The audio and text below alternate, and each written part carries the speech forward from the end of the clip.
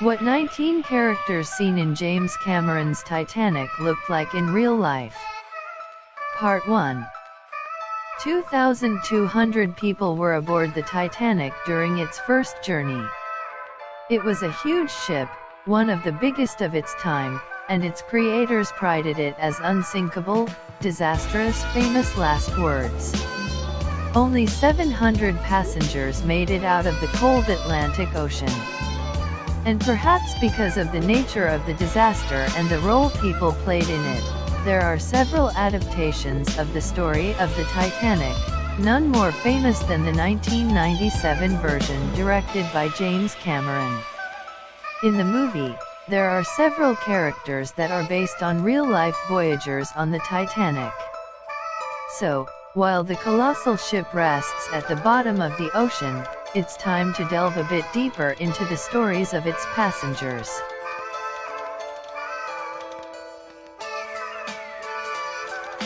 Margaret Brown, played by Kathy Bates, also known as the unsinkable Molly Brown, was an American socialite, philanthropist, and activist. In the film, she seemingly supported Jack's attempts to woo Rose by providing him with a suit to wear to a fancy dinner.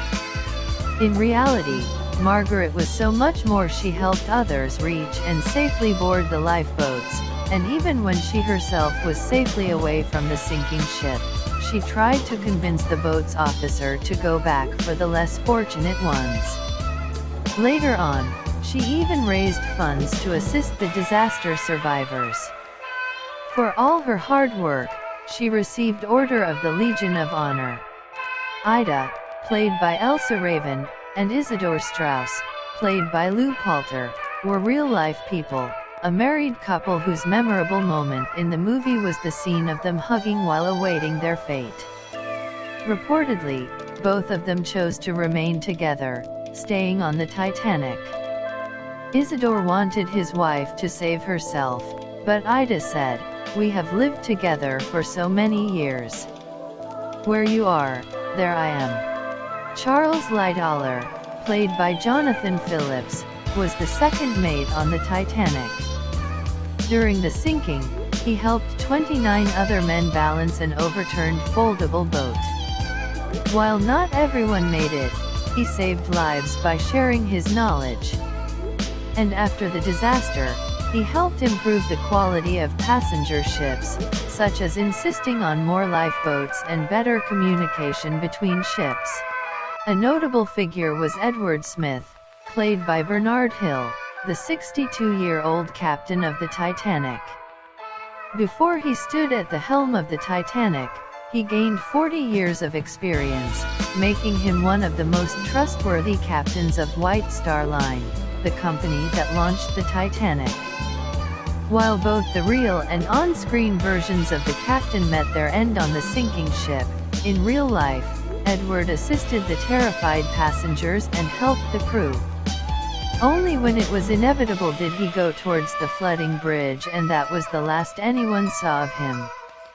Wallace Hartley, played by Jonathan Evans-Jones, the orchestra leader on the ship, truly did stay behind and played while the Titanic was sinking. He and other musicians tried to help the passengers calm down. None of the musicians made it off the ship, playing right until the ship was submerged. Colonel Archibald Gracie IV, played by Bernard Fox, helped the fellow passengers and, after returning home, he wrote a book about his experiences. It has become a valuable source of information for historians and researchers of the disaster. It is said the Titanic's catastrophe never left the colonel, and his last words were, "We have to put them on boats. We have to put them all on boats." William Murdoch, played by Ewan Stewart, was the first mate on the ship.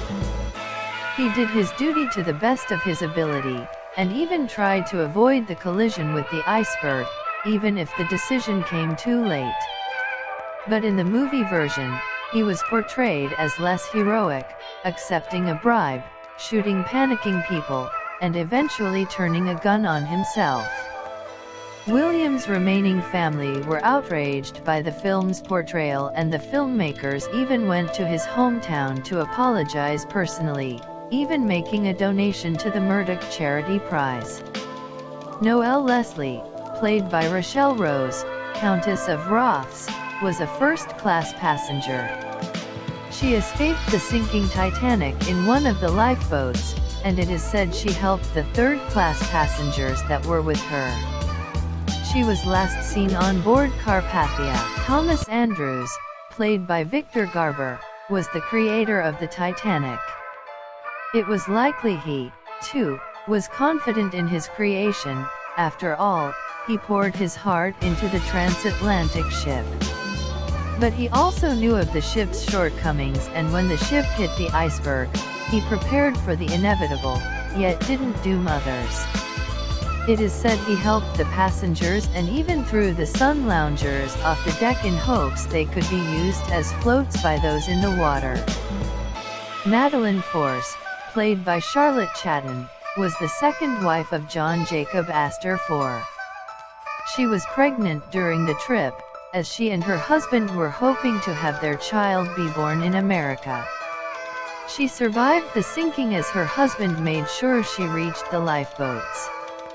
Her child was born a few months after the disaster. Joseph Bruce Ismay, played by Jonathan Hyde, was chairman and director of the White Star Line steamship company. He wanted to create a ship that could boast unparalleled luxury, and it is said that because of this, he decreased the number of lifeboats from 48 to 16. While a true villain in the movie, real-life Joseph actually helped other passengers during the disaster. He survived the Titanic's sinking, however, his reputation was forever tarnished. John Jack Phillips, played by Gregory Cook, was the radio operator on the Titanic. Sadly, during the trip, Jack was overworked and didn't pay much attention to the warnings from nearby ships that spotted icebergs in the water. After the impact, Jack continued to broadcast the distress signal, right until the cabin was flooded. He didn't make it. Harold Bride, played by Craig Kelly, worked with Jack Phillips and was the junior wireless operator. He helped send out the personal messages from the passengers, and when the disaster struck, it's likely he assisted Jack with his work. Eventually, Harold left for the lifeboats and survived the sinking.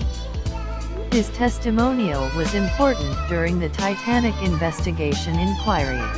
John Jacob Astor IV, played by Eric Braeden, was an American real estate developer and the richest person on the Titanic. Presumably, he was also one of the wealthiest in the world. He died on the Titanic, but was one of those whose body was recovered. He was recognized by the initials sewn into his jacket. Benjamin Guggenheim, played by Michael Ensign, was a businessman on board the Titanic.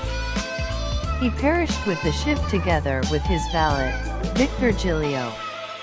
According to eyewitness reports, he and his valet were last seen on the deck, listening to the orchestra playing. Frederick Fleet, played by Scott Anderson, was on the lookout when the ship hit the iceberg, and he later admitted they were given no binoculars, further reducing the ability to see anything in the dark. While visibility may have been tricky even with the proper equipment, the sailors' admission further underlined the tragedy.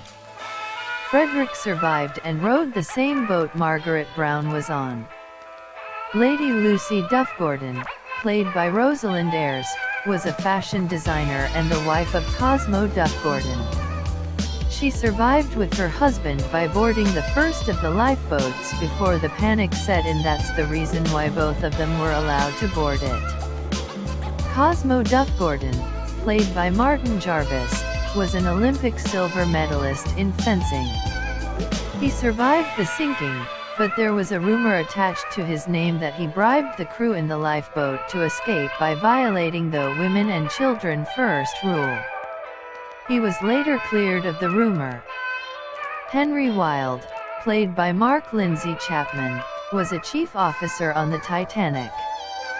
He had a promising career in White Star Company, and had served on several on their ships before being assigned to the transatlantic giant.